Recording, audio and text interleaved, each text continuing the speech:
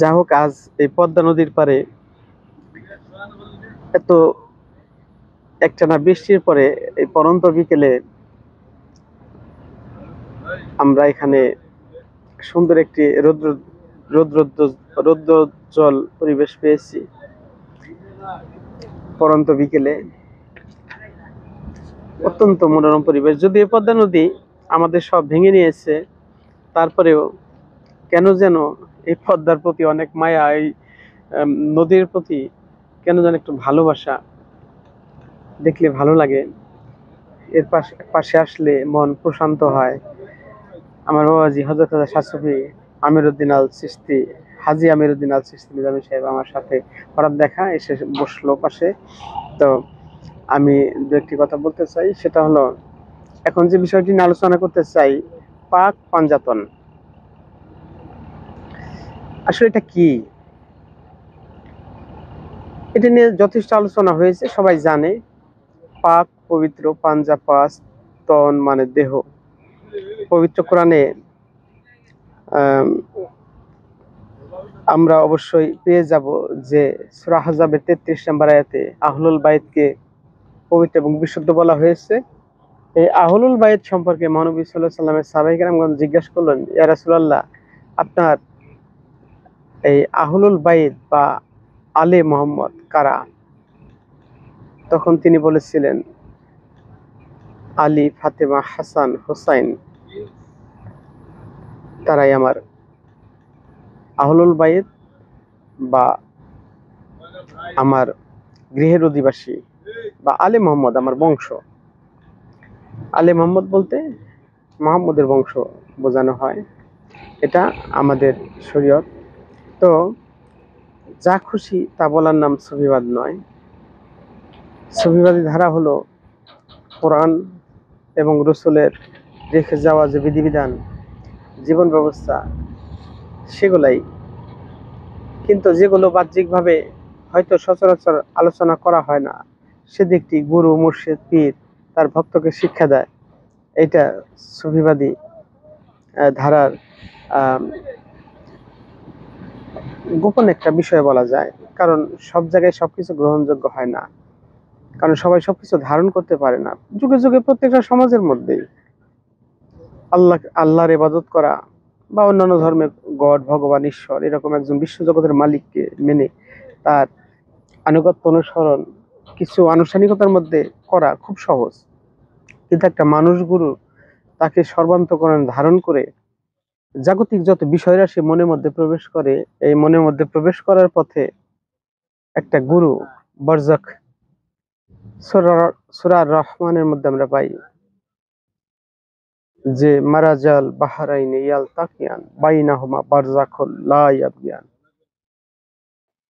অর্থাৎ পাশাপাশি দুইটা দরিয়া প্রবাহিত করা হয়েছে। আমি এদিকে বিস্তারিত গেলে অনেক সময় আলোচনা বড় হয়ে যায়, অনেক শুনতে চায় না।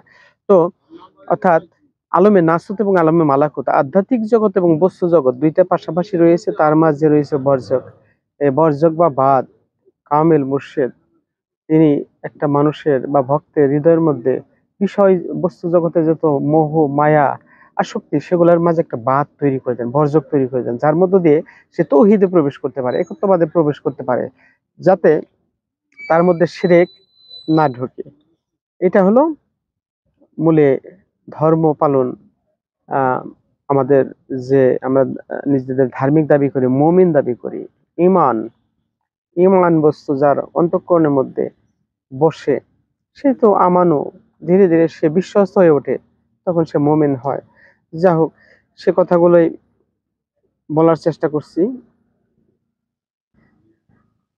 এখন এই জগতের মধ্যে যারা সাধক, তারা সাধনার দ্বারা মহান আল্লাহর তৌহিদের একত্ববাদের মধ্যে নিজের আমিত্বকে বিসর্জন দিয়ে তারা মহান প্রভুর সিফাত রাশি, অর্থাৎ তার যে গুণ, তার যে হামদ, প্রশংসা, এই জগতের সমস্ত তত্ত্বগুলো তাদের কাছে উন্মোচিত হয়ে যায়। তারা এই বিষয়গুলো বুঝে এবং তারা গুরুর দেওয়া পথের মধ্যে চলে নিজেকে হারিয়ে ফেলেন বা ফানা করে দেন। এই তত্ত্বগুলো সুফিবাদী তত্ত্বের মধ্যে পড়ে। তো এখন কিছু লোক বলছে যে সালমান ফার্সি, তাকে তাকে নিয়ে নাকি বা নবী, আলী, ফাতেমা, হাসান, হুসাইন, সালমান ফার্সি 6 জন মিলে নাকি পাক পাঞ্জাতন। বিষয়টাকে আমি ক্লিয়ার করতে চাই। এই জন্যে এটা কখনো নয়। যখন এই পবিত্রতার আয়াত নাজিল হয় উম্মে সালামা রাদিয়াল্লাহু তাআলা আনহার ঘরে, তখন তিনি এই সাহাবায়ে কেরামকে যখন এই পাক পাঞ্জাতন 5 জন নিজের দেহের সাথে 4 জনকে মিলে একটা কালো চাদর দিয়ে আবৃত করে বললেন, আমরা পাক পাঞ্জাতন, অর্থাৎ আমরা 5 জন আহ, আহ, সৃষ্টির নিগুড় রহস্যের সাথে জড়িত। এরা আমার আহলে বায়েত, এরা 4 জন আমার আহলে বায়েত। আহলুল বাইত, আহলুল বাইত মানে কি? গৃহের অধিবাসী। গৃহটা কি? যেমন আরবে বাসারি দেহে মহানবী সাল্লাল্লাহু আলাইহি ওয়াসাল্লাম এসেছেন, আলী এসেছেন, ফাতেমা এসেছেন, হাসান এসেছেন, হুসাইন এসেছেন। তদ্রুপভাবে প্রত্যেকটা সৃষ্টি একটা কম্বলে আবৃত, যেমন একটা দেহ, এটা একটা এই কম্বলে আবৃত পাক পাঞ্জাতনের বহিঃপ্রকাশ। এর মধ্যে নূর ও নবী বা নূরের সত্তা, যে জ্যোতি সত্তা, সেই নূরি সত্তার সঙ্গী হয়ে আছেন 4 জন, বায়ু, অনল, বাড়ি, মাটি, অর্থাৎ 4টি শক্তি এর মধ্যে এই গৃহের অধিবাসী হয়ে রয়েছেন। কিভাবে বোঝাবো? তো এই 5 জন মিলে পাক পাঞ্জাতন। সালমান ফার্সি যদি নিজে হয়, তিনি নিজে একাই পাক পাঞ্জাতন, কারণ তিনি নিজেই পঞ্চশক্তি দ্বারা। শুধু সে নয়, প্রত্যেকটা সৃষ্টি, প্রত্যেকটা মানুষ এবং সৃষ্টির প্রত্যেকটা জায়গায় এই তত্ত্ব যতক্ষণ না বুঝতে পারবো, আমরা এটা বুঝবো কিভাবে? আল্লাহ কোরআনে বলেছেন, আল্লাহু নূরুস সামাওয়াতি ওয়াল আরদ, আল্লাহ আসমান এবং জমিনের নূর। তাহলে আসমান জমিন ভরপুর যে নূর, নূর মানে অনেকে বুঝেছে আলো, রেজাল্টটা সেখানেই লেগেছে। নূর শুধুমাত্র আলো নয়, নূর হলো এমন একটি শক্তি বা এমন চেতনা যেটা থেকে আলো এবং অন্ধকার সৃষ্টি হয়, অর্থাৎ যাহা থেকে আলো এবং অন্ধকার নিজেই বিকাশ লাভ করে। আসলে সৃষ্টির মধ্যে কোথাও পরম ভাবে অন্ধকার বা পরম ভাবে আলো আমাদের এটা বলার জো নাই। কারণ আমরা যেটাকে অন্ধকার মনে করি, অর্থাৎ সূর্যের আলোর অনুপস্থিতিকে আমরা অন্ধকার মনে করি, কিন্তু সে সময় অনেকে দেখে, অনেক জীবজন্তু আছে যে অন্ধকারে বেশি দেখে, আলোতে কম দেখে। এটা হলো যার যার দেখার যোগ্যতার উপরে আলো অন্ধকার। কিন্তু কোরআন যে এই আলো এবং অন্ধকার, লাইল এবং নাহার, অর্থাৎ রাত এবং দিন, এটা যেমন সত্য মিথ্যা, তারপরে কুফর এবং ঈমান, রাত দিন, তদ্রূপভাবে অন্ধকারকে একটা জুলমাতের সাথে তুলনা করেছেন, অন্ধকার অজ্ঞতার সাথে তুলনা করেছেন, এবং আলোকে তিনি দিনের সাথে তুলনা করেছেন বা নূরের সাথে তুলনা করেছেন। যা হোক, এই নূর থেকে আলো এবং অন্ধকার এটা সৃষ্টি হয়েছে। এই নূর জাত, এই নূরের পরিচয় যতক্ষণ আমরা না পাবো, ততক্ষণ পর্যন্ত আমাদের ইবাদত বন্দেগী যাহাই বলি সেখানে ঝামেলা থেকে যাবে। কারণ এই নূর সেই চেতনা, সেই কোথা থেকে আসলো? আল্লাহ বলে দিয়েছে সুন্দর করে, আসমান জমিন পরিব্যাপ্ত আল্লাহর নূর। সেই আল্লাহর নূর যদি আমরা বুঝি, তাহলে সেই আল্লাহর জাত নূর, সে জগতে নিজেকে প্রকাশিত করার জন্য নূরে মোহাম্মদী, তিনি এদবারি নূর। এদবার শব্দের অনেকের কাছে হয়তো কঠিন মনে হতে পারে। নূর, এলেম, শহুদ, ওজুদ, 4টি এদবারি শক্তি যে জগতে সৃষ্টি প্রলম্বিত হয়েছে। কিন্তু প্রকৃতভাবে যদি আল্লাহর হামদ করুক বা না করুক, এই সমগ্র সৃষ্টিব্যাপী আল্লাহর প্রশংসাই হচ্ছে। কিন্তু এই বিষয়গুলো আমাদের বোঝা, আমাদের দেহের মধ্যে যতক্ষণ না বুঝতে পারবো ততক্ষণ বোঝা হবে না। আর আরবি ভাষা, যেমন কোরআন আরবি ভাষা, তাহলে আরবি কি? আজমি কি? আরবি ভাষা, আরব মানে এটা আমরা যদি সৌদি আরব যাই, সৌদ, বাচ্চা সৌদ যে ছিল তার যে আরব, সে আরবের চিন্তা যদি করি, সেখানেও হবে, সেখানে ঠিক আছে শরীয়তি ভাবে, কিন্তু প্রকৃতপক্ষে দেহটাই হলো দেহ আরব। অর্থাৎ প্রকৃতপক্ষে এই দেহ আরবের ভাষা, আমাদের এই দেহ আরবের ভাষা, আমার মনে দুঃখোদয় হইলে সেটাকে আমি প্রকাশ করার আগে আমার মনের মধ্যে কি রিয়াক্ট করে, আমি বাংলায় বলি, আমার মধ্যে যে অনুভূতি হয়, যে ইংরেজিতে বলে তার মধ্যে সেই অনুভূতি হয়। আনন্দ আমার মধ্যে যে অনুভূতি হয়, একটা অন্য ভাষাভাষীর মধ্যে হয়। তদ্রূপভাবে এই জাগতিক ভাষায় প্রকাশ পাওয়ার আগে যে ভাষাটা আল্লাহ মানুষের মধ্যে ভিতরে তার বিভিন্ন এই সৃষ্টির বিকাশের ধারায় বিভিন্ন ভাবের উদয় করে, এটা প্রকাশের আগ পর্যন্ত এটা আল্লাহর ভাষায় থাকে, এটা আরবি ভাষাই। এই জন্য আমরা বিভিন্ন বাংলা ভাষা, আরবি ভাষা, হিন্দি ভাষা বা জগতের যে ভাষা বলি, এর সাথে কোরআনে যে বলা যে কোরআনকে আমি আরবি ভাষায় নাজিল করেছি, ঠিক আছে, এটাও শরীয়তভাবে ঠিক আছে, কিন্তু প্রকৃতপক্ষে কোরআনটাকে দেহের ভাষায় নাজিল করা হয়েছে, যাতে প্রত্যেকটা মানুষ শুদ্ধি কর্মে শুদ্ধ হয়ে মহান প্রভুর দিকে যেতে পারে। এজন্য আমরা এই দেহ কম্বলের পেঁয়াজ না খুললে আমরা এই পাক পাঞ্জাতন সম্পর্কে বুঝতে পারবো না। কারণ আমাদের এই জগতে মহানবী সাল্লাল্লাহু আলাইহি সাল্লাম এসেছেন ইসলামকে পরিপূর্ণতা দান করার জন্য, আমিকে পরিপূর্ণরূপে চেনার জন্য, জানার জন্য যে আমি কোথায় ছিলাম, কেন এখানে আসলাম, বা আমার গন্তব্যটা কোথায় হবে।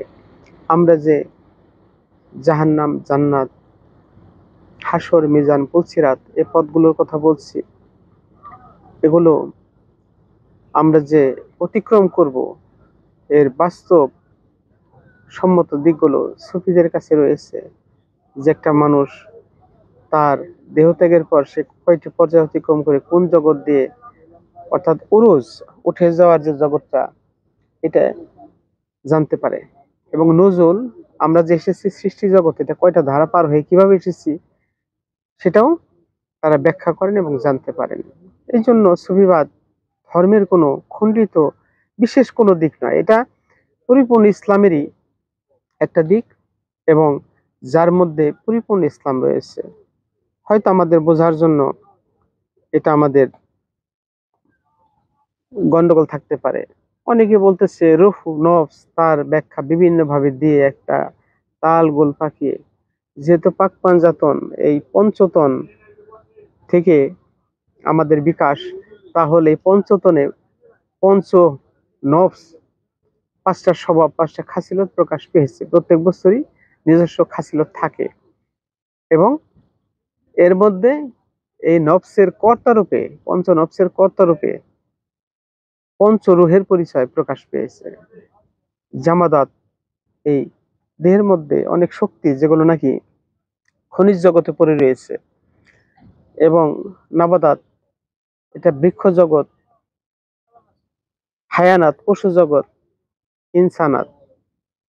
এই জামাদাত, নাবাদাত, হায়ানাত, এই তিনটি হলো প্রকৃত জগৎ, এবং ইনসানাত হলো এটা অর্জনের একটা বিষয়। যেমন নফসে মুতমাইন্না, যখন কোনো মানুষ এই নফসের অধিকারী হয় গুণাবলী দ্বারা চলে ফিরে, তখন তার মধ্যে রুহ ইনসানি, অর্থাৎ সে নিজেকে মানুষ দাবি করতে পারে।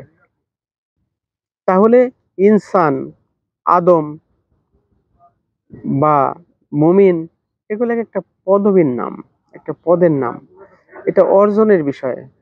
আমানু, মুমিন, ফকির, এরকম ভাবে বিভিন্ন পদ যে তৈরি হয়েছে, এগুলো কিন্তু এই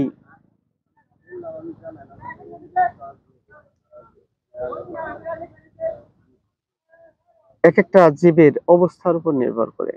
কিন্তু প্রকৃতিগতভাবে, সৃষ্টিগতভাবে পঞ্চতত্ত্ব দিয়ে বিশ্ব ব্রহ্মাণ্ড সৃষ্টি, পঞ্চশক্তি বিকাশ করে আল্লাহ সুবহানাহু ওয়া তাআলা এই জগতে সৃষ্টিকে বিকাশ করেছে। এই জন্যে অনেকে বলে যে আপনি পঞ্চ রুহের কথা বললেন, কোরআনে তো কোথাও পঞ্চ রুহের কথা নাই, এখানে বহু বচন আসে নাই, রুহ শব্দটা বহু বচন আসে নাই, কথা ঠিক আছে। এখন নূর, আল্লাহ যে আসমান জমিন পরিব্যাপ্ত নূর, কোরআনকে নূর বলা হয়েছে, নবী মুহাম্মদ রাসূলুল্লাহ সাল্লাল্লাহু আলাইহি ওয়াসাল্লাম তিনি নূর, ক্বাদ জাআকুম মিনাল্লাহি নূরুন ওয়া কিতাবুম মুবিন, তাহলে সুস্পষ্ট একটি নূর এবং একটি কিতাব, এরকম বহু বর্ণনা পাই। এই জন্য কি নূরকে আমরা কোরআনে বহু বচনে পাই? তা পাওয়া যায় না। কেন পাওয়া যায় না? কারণ এটাকে বহু বচনে পাওয়ার প্রয়োজন নাই। একই নূর বিভিন্ন জায়গায় বিভিন্ন ভাব দেখাচ্ছে, তদ্রূপ ভাবে রূহ বহু বচন দরকার নাই। সে রূহ কাজ করার জন্য একই রূহ কখন কোন নফসের উপর কাজ করছে তার বিভিন্ন ভাব সে প্রকাশ করছে, কিন্তু বিশেষ ক্ষেত্রে আইয়াদনাহু বি রুহিল কুদসি, আল্লাহ বলতেছেন আমি রুহুল কুদসি দ্বারা কিছু মানুষকে শক্তিশালী করেছি। ঈসা আলাইহিস সালামকে আমরা মাটির পাখিতে জীবন সঞ্চার করতে দেখি এই রুহুল কুদসির শক্তির কারণে। তদ্রূপভাবে আল্লাহর অলিগণ মৃতপ্রায় বস্তুবাদী মানুষ, এগুলো একটা মাটির পাখির মতো, এগুলো মৃত, এই মানুষগুলোর মধ্যে জীবন সঞ্চার করে আল্লাহর রসুল, আল্লাহ এবং রসুল। সূরা আনফাল এর 24 নম্বর আয়াত পড়লে জানা যায় যে আল্লাহ এবং রসুল এটাকে সাড়া দাও, তিনি আহ্বান করে যখন তোমরা সাড়া দাও, যা তোমাদের জীবন দান করে। তার মানে বোঝা যাচ্ছে যে আমরা আসলে কেউ জীবিত নই, আমরা আল্লাহ এবং আল্লাহ রসুলের সাড়া দিলে তাহলে আমরা জীবিত হতে পারি। অর্থাৎ আল্লাহর অলি এবং বিশেষ মুক্তিপথে যারা সিদ্ধিপ্রাপ্ত মহাপুরুষ তাদের আনুগত্য করে আমরা জীবিত হতে পারি, তাহলে আমরা এই প্রাণ সঞ্চারিত হতে পারি, আমরা রুহুল কুদসি দ্বারা শক্তিশালী হতে পারি।